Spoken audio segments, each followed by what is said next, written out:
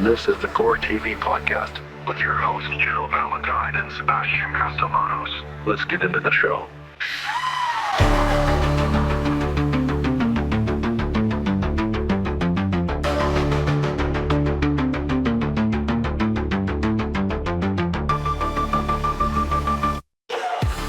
All right, so get ready to dive into something a little different today. Yeah. We're going to take a closer look at a childhood classic, Right. the Lizzie Borden rhyme.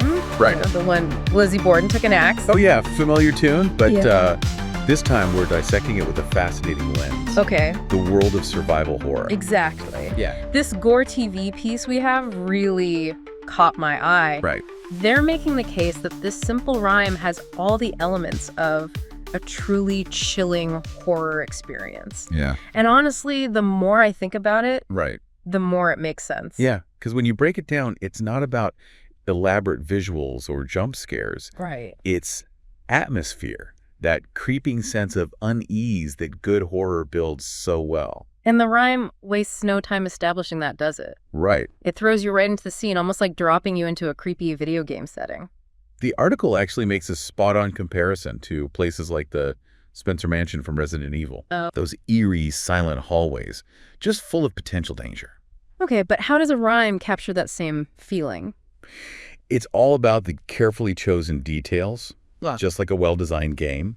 The rhyme uses shadows, silence, this sense of unsettling calm, all those things that create a sense of anticipation and dread. It's so true. Yeah. Like when you walk into a room and just know something bad happened there, even if there's nothing overtly scary to see. Right. Yeah. It's about what you don't see, what your imagination fills in. Right. The rhyme leaves so much unspoken, which in a way makes it even scarier.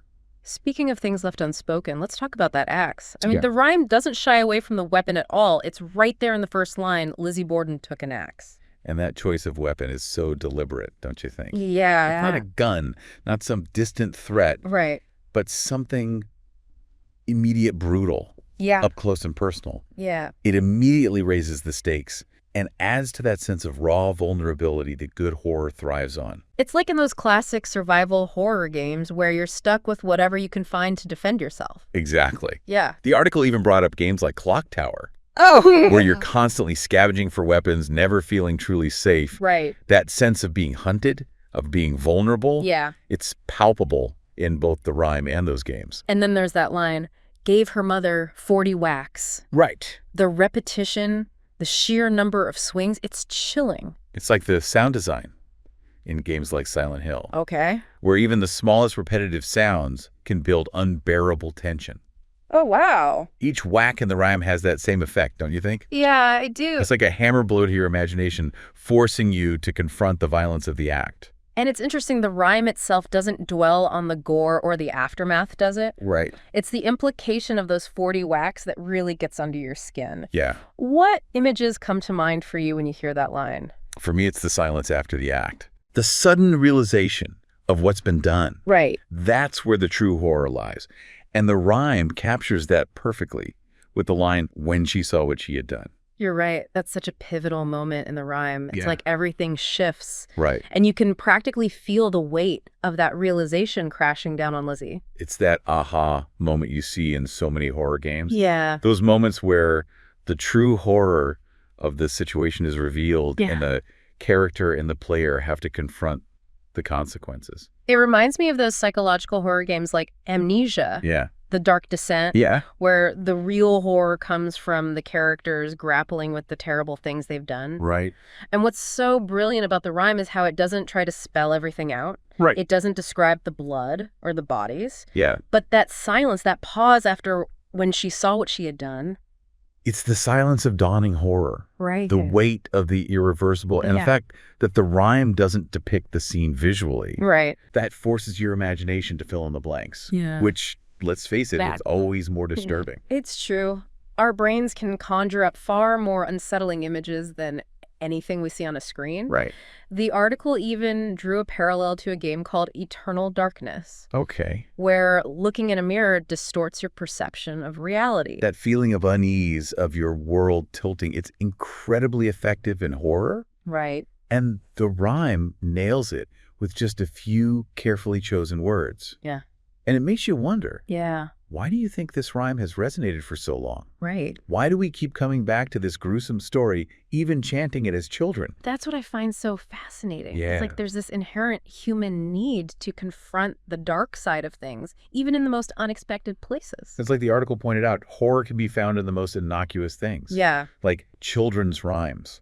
And that juxtaposition, that clash between innocence and something deeply unsettling, right, is what makes it so effective. Yeah. Think about games like Silent Hill, for example. Right. Okay. They use children and distorted nursery rhymes to tap into that primal fear of innocence, corrupted of the familiar turned sinister. And the Lizzie Borden rhyme does that too, doesn't it? It does. It takes this seemingly simple story, this sing-song rhyme, Yeah. and injects it with this undeniable sense of dread. Precisely. Yeah. And that brings us to that chilling final line. Okay. She gave her father 41. Just when you think it's over, Right. the rhyme escalates the horror even further. Yeah. What's interesting to me is that it doesn't just say she killed him too. Yeah. It gives you that specific number 41. It's such a small detail, but it's so much more disturbing, isn't it? It is. Why do you think that is? I think it highlights a chilling detachment.